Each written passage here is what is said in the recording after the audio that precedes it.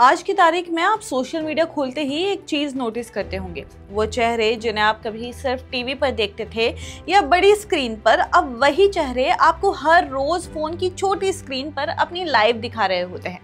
कोई ब्लॉग बना रहा है, कोई रील बना रहा है, कोई अपने जिम का रूटीन दिखा रहा है। पहले जिनकी लाइफ एक मिस्ट्री हुआ करती थी, आज वही लोग अपनी पर्सनल लाइफ की हर लेयर कैमरे के सामने खोल रहे हैं।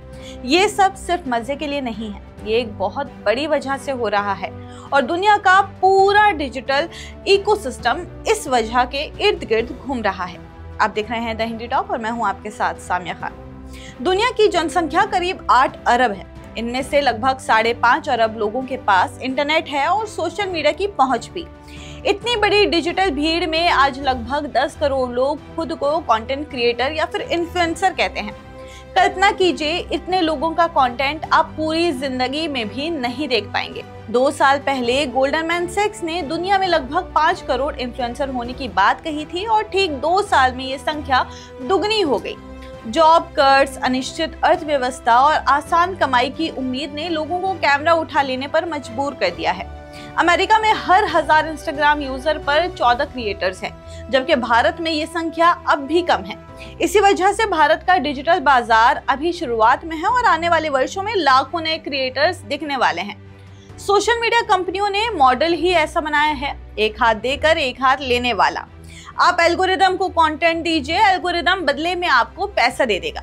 इंस्टाग्राम पर एक रील का व्यू अगर 1 मिलियन पार कर जाए तो भारत में एक क्रिएटर लगभग 1 लाख रुपए तक कमा सकता है। वहीं यूट्यूब लंबे वीडियो में विज्ञापनों के जरिए 2 से 3 लाख रुपए तक की आय दे सकता है। मिस्टर बीस्ट जैसे बड़े यूट्यूबर सालाना करीब $8.5 करोड़ तक कमाते हैं। दुनिया के बड़े इन्फ्लुएंसर सिर्फ क्रिएटर नहीं हैं, वो खुद में बिजनेस एम्पायर बन चुके हैं, जिनके पास आय के कई मजबूत स्रोत हैं। इन्फ्लुएंसर्स की कमाई का पहला स्रोत होता है प्लेटफॉर्म बेस्ड रेवेन्यू। जब भी आप कोई वीडियो देखते हैं और उसके आगे कोई विज्ञापन चलता है, उसका एक हिस्सा क्रिएटर को मिलता है। इसलिए जब किसी क्रिएटर की मोनेटाइजेशन बंद हो जाती है तो उनकी आय रातों रात गिर जाती है। दूसरा सबसे बड़ा रास्ता है स्पॉन्सर्ड कंटेंट। ब्रांड क्रिएटर को पैसे देता है ताकि वो अपने वीडियो में उनके प्रोडक्ट के बारे में बात करे। भारत में करीब 90% क्रिएटर की कमाई सिर्फ ब्रांड डील से होती है। इसके अलावा वो समान प्रोडक्ट लिंक डालकर एफिलिएट मार्केटिंग से भी पैसा कमाते हैं। आजकल डोनेशन मॉडल भी लोकप्रिय हो रहा है। अगर 10 लाख फॉलोअर्स में हर व्यक्ति 5 रुपए दे दे तो एक ही वीडियो में 50 लाख की कमाई हो जाती है। कुछ क्रिएटर्स जब थोड़ा लोकप्रिय हो जाते हैं तो अपना खुद का मर्चेंडाइज या फिर ब्रांड लॉन्च करते हैं।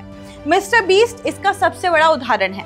उन्होंने अपना चॉकलेट ब्रांड और बर्गर ब्रांड लॉन्च किया और ये ब्रांड दुनिया भर में चर्चा का विषय बन गए। इसके बाद उन्हें इवेंट्स में बुलाया जाता है जहां वो मोटी फीस चार्ज करते हैं और जितने ज्यादा इवेंट्स में उनकी मौजूदगी बढ़ती है उतना ही उनका बाजार मूल्य भी।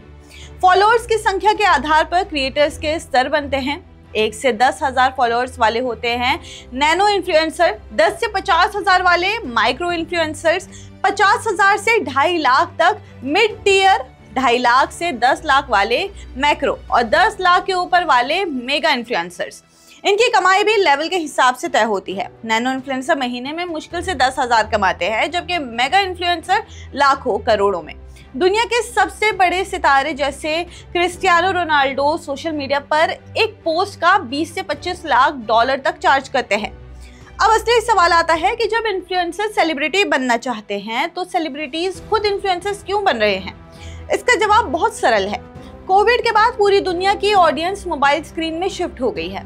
टीवी का दर्शक तेजी से कम हुआ है, सिनेमा का दर्शक भी घटा है और डिजिटल प्लेटफॉर्म सबसे बड़ा खेल बन गया है। युवा मोबाइल में वीडियो देखते हैं, ओटीटी देखते हैं और सोशल मीडिया पर पूरा दिन बिताते हैं। ऐसे में अगर सेलिब्रिटी डिजिटल प्लेटफॉर्म पर ना दिखे तो वो out of site, out of mind हो जाता है। इसलिए आज हर सेलिब्रिटी किसी न किसी फॉर्म में कंटेंट डाल रहा है, या तो ब्लॉग के फॉर्म में या फिर पॉडकास्ट या रील या फिर कोई चैलेंज, क्वेश्चन एंड आंसर, जो बने सो चले। भारत में इंस्टाग्राम हर महीने लगभग 2 अरब एक्टिव यूजर्स पाता है, यानी पूरा खेल वही है। यूट्यूब की तुलना में इंस्टाग्राम पर छोटे वीडियो बनाना आसान है, इसलिए सेलिब्रिटीज बार बार वहीं दिखते हैं। रील डाल दी, काम हो गया। उस रील से खबरें बनती हैं, ब्रांड डील मिलती है और रिलेवेंट रहने का स्कोर भी बढ़ता है।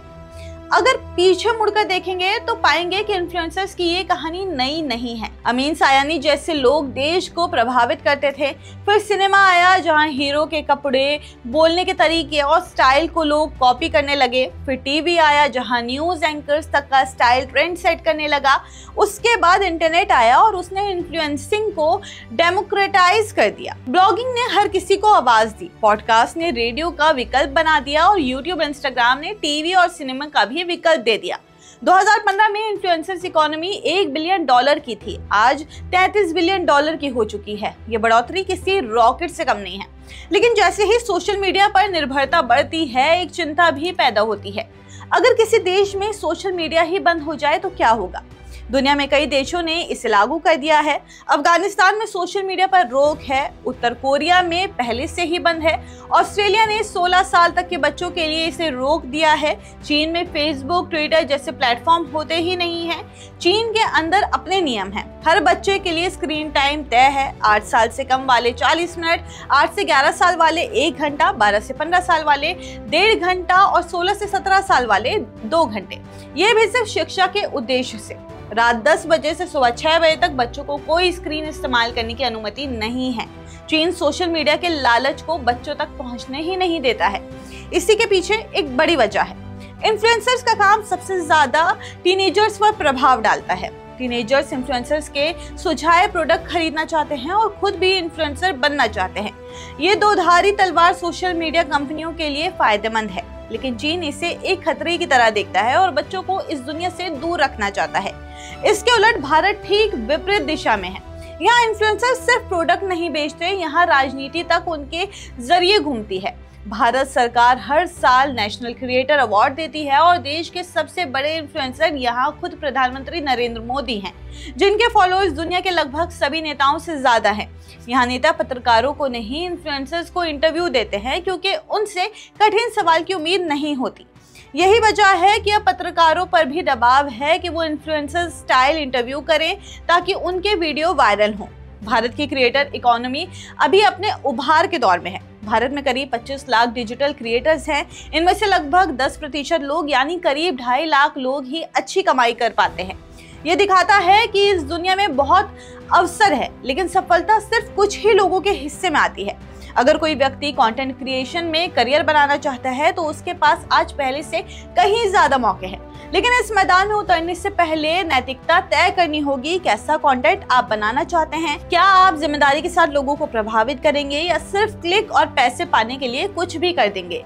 ये दुनिया मौके भी देती है और चुनौतियां भी, लेकिन एक बात साफ है कि आज की डिजिटल दुनिया में इन्फ्लुएंसर सिर्फ कंटेंट बनाने वाले लोग नहीं हैं, बल्कि अर्थव्यवस्था, समाज, राजनीति और पॉप कल्चर के सबसे बड़े खिलाड़ी बन चुके हैं। आपकी इस पे जो भी राय है हमें कमेंट्स करके जरूर बताइए और ऐसे ही और जानकारी के लिए आप हमारे चैनल द हिंदी टॉप को सब्सक्राइब कर लें। इसके अलावा आप हमें एक्स, फेसबुक और इंस्टाग्राम पर भी फॉलो कर सकते हैं।